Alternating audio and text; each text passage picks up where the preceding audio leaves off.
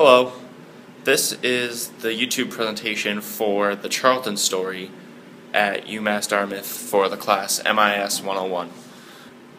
The Charlton story is a book that is of Earl Perry Charlton, his life and his success as one of the first founders of the Woolworth Company.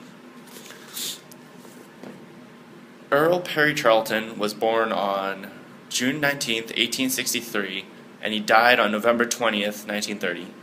His parents were James D. Charlton, who was a blacksmith, and Lydia Ladd. He had two siblings, John Howard, who was 11 years older than he was, and Mary. Mary, she married E. A. Bardall, who was Earl's vice president. Bardall joined Woolworth and ended his career as the vice president there. In the very beginning, when Earl Perry Charlton first opened the 5 and 10 cent stores, he partnered with Seymour Knox. Their partnership formed on December 13th, 1889, and Earl was the first member of the Woolworth Association not related by blood or original Woolworth service. Their first 5 and 10 cent store opened on South Main Street in Fall River on February 22nd, 1890. Their partnership lasted for 6 years. It ended on New Year's Day in 1896, and it was, according to the book, mostly a matter of speculation.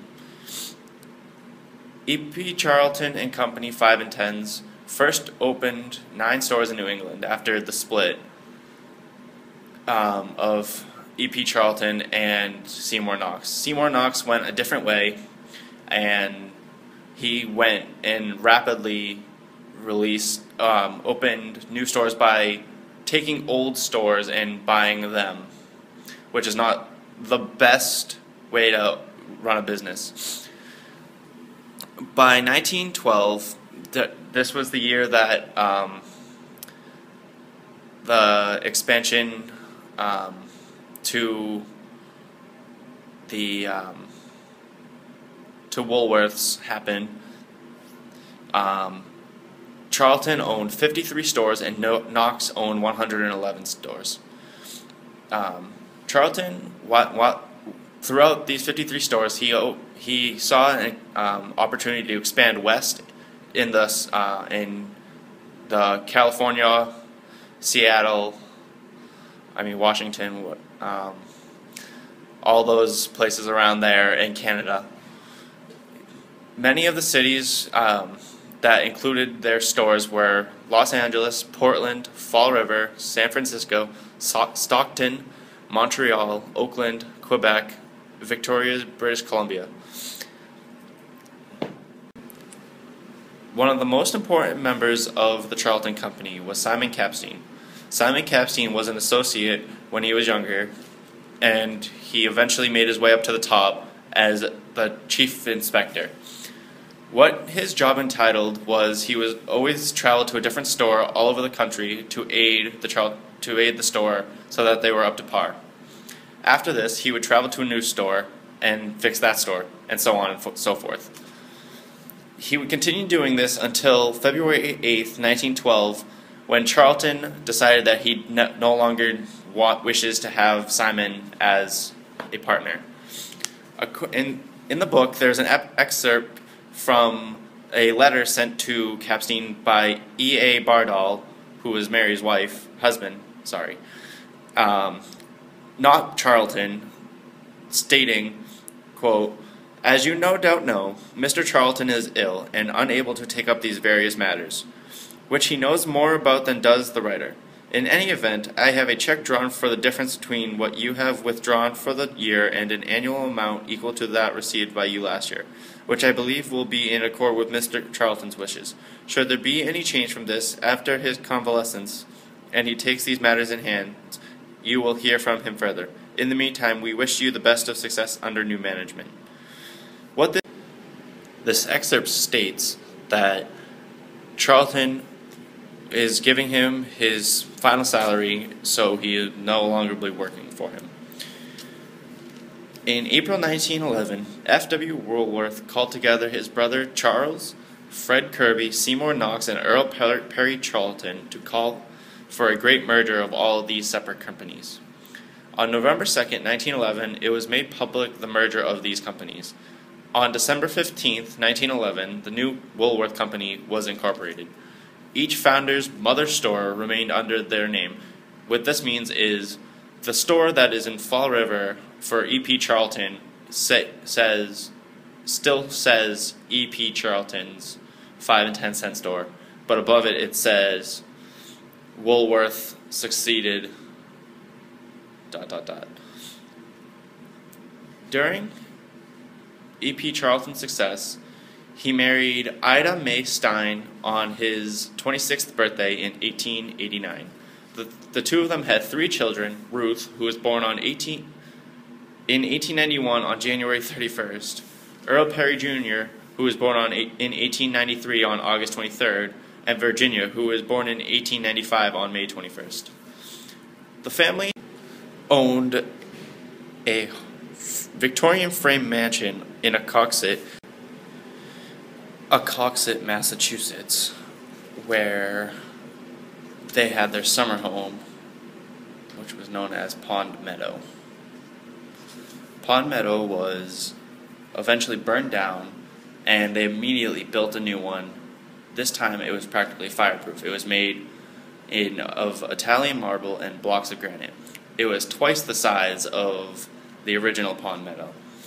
Another piece to Charlton's success was he owned 4 boats, all named Edamena, and they were numerical: Edamena 1, 2, 3, and 4. The Edamena 2 was given to the Coast Guard during World War II, and it was eventually given back, but unfortunately it had a broken cylinder. The Edamena 4 was 99 feet long, which was extreme for that time period. During the winter period, they had a home known as Kisisana, which was at Palm Beach, Florida. On July 17th, 1997, Woolworths announced that all of the remaining stores would be closed. According to the book, there were several reasons why Woolworths possibly went under. Quote, "The existing Woolworths stores were not in tune with the merchandising that was being exhibited by the new look stores, examples, Walmart or Office Depot, and a multitude of other stores who carried identical merchandise, convenience stores, supermarkets, and drugstores. Many of the largest Woolworths stores were located in old downtown areas that were no longer viable shopping locations. The large area shopping centers had changed the pattern of shopping, and consumers were going elsewhere. One aspect that had been very favorable for Woolworths for many years turned sour. The 50-year and 100-year leases that Mr. Woolworth and the other founders had set up at very low rent figures were either starting to run out or were keeping the stores from moving to more desirable shopping center locations. In many cases, the rents in the major shopping centers were far too high. The Woolworth buyers should have been more creative in the merchandise mix that they put into the stores.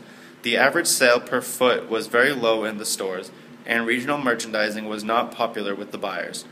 The advantage of regional buying was proved in Hawaii, where the district manager and his store managers were given more leeway in the merchandising of their stores, and they became the largest sales and profit stores in the company. As for improving the merchandise mix, the executive office should have been bolder in placing high volume and high gross departments such as pharmacies in most all stores. The profits from the prescription drugs would have paid the rent and more. Likewise, liquor departments should have been placed in selected stores to increase the sales volume.